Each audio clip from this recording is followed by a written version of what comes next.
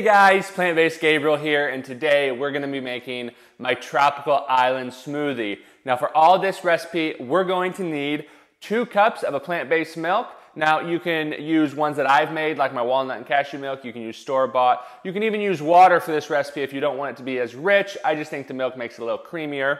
We also need 1 frozen banana, and then 1/2 of a cup of frozen pineapple chunks, and 1/2 of a cup of frozen mango chunks. Now I'm also going to be doing this in my Ninja blender, but any blender will work. The more higher speed, the creamier it'll be, but any blender really will work for this recipe. I'm going to bring you guys in here and we're going to get started. All right, to get started on this recipe, I like to go ahead and add in my frozen ingredients first.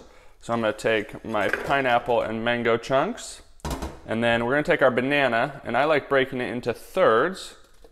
And again, any blender will work for this. And then I'm going to go in and add my milk. And now we're going to blend this on a medium to high speed for roughly 45 seconds, sometimes a little quicker depending on your blender, and sometimes a little bit more. We're going to get that blending.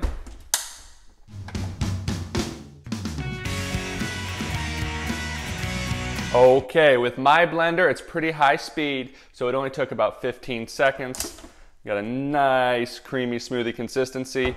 I'm going to go ahead and get the kitchen cleaned up a little bit, and then I will see you guys in just a second. Okay, I got the kitchen tidied up and I'm here with my tropical island smoothie.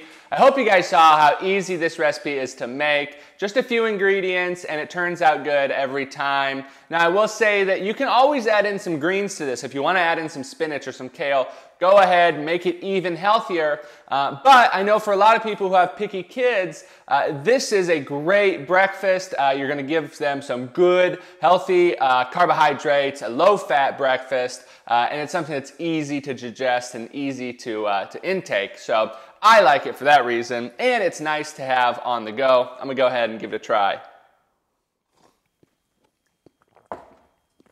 Really fantastic. Now, with the amounts of each of the fruits that I used in there, nothing overpowers each other. So you got a little bit of mango, a little bit of pineapple, a little bit of banana.